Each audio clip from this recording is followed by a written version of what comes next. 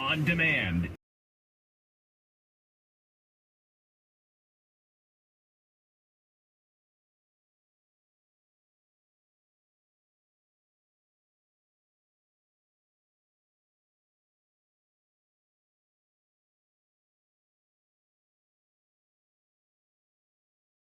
Shooting victims. Jones repeatedly called the school massacre a hoax on the air. Last year, a judge found him liable of defamation by default after he failed to produce documents demanded in the lawsuit. And Nikki Batiste has been following this case for months. We find her at the courthouse in Waterbury, Connecticut, where the judgment was read. Nikki. I sat in the courtroom near several of the San Diego victims' family members as that verdict was read, and they were emotional yet poised. Several told me soon after they were in shock, but that this is the accountability they want Jones to face after enduring years of harassment from him and his supporters. In less than 3 days, the 6 jurors decided that conspiracy theorist Alex Jones must pay more than $965 million in compensatory damages for spreading false claims that the 2012 San Diego school shooting was a hoax. I let my voice be taken away from me. Robbie Parker lost his daughter, Emily. Parker testified that a video of him speaking at his daughter's funeral was mocked by Jones. I'm just proud to simply tell the truth. Jones and his company, Free Speech Systems, were sued by 8 victims' families and an FBI agent who responded to the shooting over claims the company made millions spreading misinformation about the tragedy. Jones and his attorney maintained that the trial was a sham and an attack on his First Amendment. Though he was not in court, Jones watched live on his webcast. He cheered while the verdict was read, mocking the families and saying they won't receive any will financially ruin or could financially ruin Alex Jones. Well, one of the things that Alex Jones tried to do throughout this case was to hide his assets. Jones' company filed for bankruptcy in July, but a forensic economist in a previous case estimated that Jones is personally worth as much as $270 million. Since this case will not have a cap on punitive damages, Judge Barbara Bellis will now consider how he will ultimately have to pay. The fight also continues for Mark Barden, who lost his son Daniel in the tragedy. And after each victory, Daniel's still dead. And nothing will bring him back. And everything that I do is to protect others from that. The jurors also determined that Jones should pay the plaintiffs legal and attorney fees. Mayor said he plans to appeal the decision. The radio host faces a 3rd trial in Texas later by the parents of another child killed in the shooting. Gail? CBS News Radio and CBSNewsRadio.com. Here's your Jill on Money question of the day. Orleans asks, I'm 65 and retired and have $30,000 in credit card debt. I'm currently paying $1,100 debt. I have $7,000 in an IRA. Is it possible to withdraw money from my IRA to lower my debt? Joe, it is certainly possible, but you would have to pay taxes on the money that you withdraw. So if you do this, whatever you pull out of the IRA will be added to your income. So try not to pull out so much at one time that you propel yourself into a higher tax bracket. Have a question? Go to JillOnMoney.com. This is CBS News Radio.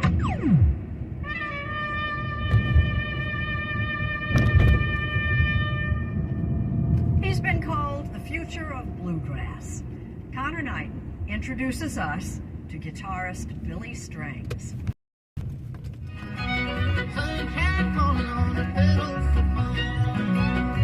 The speed with which Billy Strings flies his fingers on his guitar is stupefying.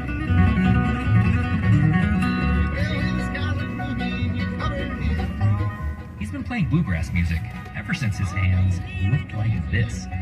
Way back in kindergarten, he'd already picked out Green Gig. When I grow up, I want to be a bluegrass player. I mean, that is amazing. First, to just even know what that was at that age. Already like a sort of musician already. Billy Strings, born William Apostle, earned his nickname while growing up in central Michigan, playing guitars almost as big as he was, playing with musicians decades older than he. His stepfather, Terry Barber, taught him how to play.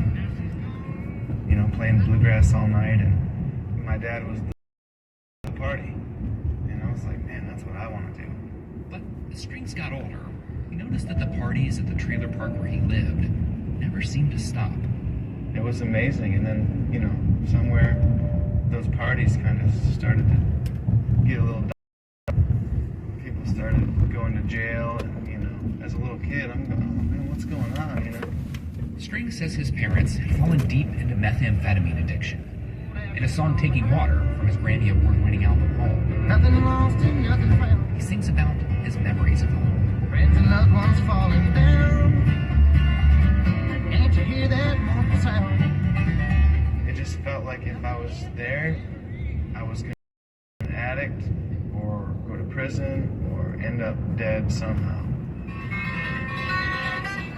Strings moved out of the house at 13, then to Traverse City, Michigan after high school. Following a brief stint playing heavy metal, he started crafting his own brand of bluegrass. She drove a Cadillac. I learned how to play music by playing bluegrass around a fire with my dad and stuff, but I learned how to perform in a metal band. When Strings is on stage, it's always a high-energy affair. A departure from traditional bluegrass legends who seemed to pride themselves on their stoicism. It's better if you just have no expression, if you just look like a statue. That's the best. And even better yet, if you look like you're just like not even stoked to be there. You look very stoked to be there. I am. I am very stoked to be there. Are just as passionate. Strings is attracted to admirers who travel from show to show, a deadhead-esque following typically associated with jam bands. I don't really think of us as a jam band that much. I mean, You jam. we kind of jam. Maybe it's just like, maybe I'd like a more sophisticated version. How about the future of bluegrass? That's how American Songwriter magazine described Strings. Last month, he was Artist of the Year at the Americana Awards.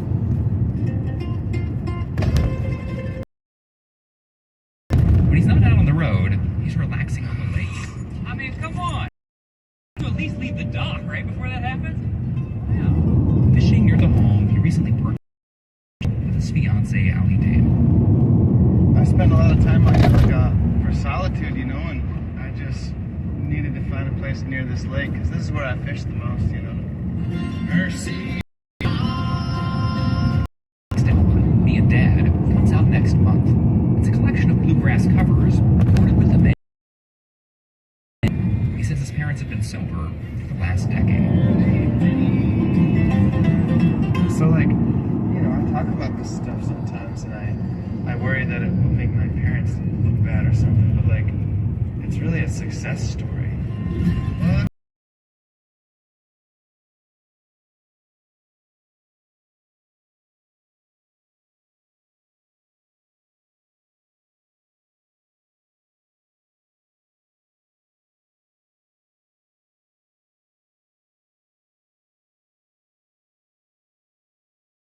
Dwelling on the years I lost, folks are dwelling on. And I'm finally getting to a point now where I'm starting to gaze through the windshield and stuff. Worried about what's behind me or ahead, really. Just going for a cruise. In exchange for your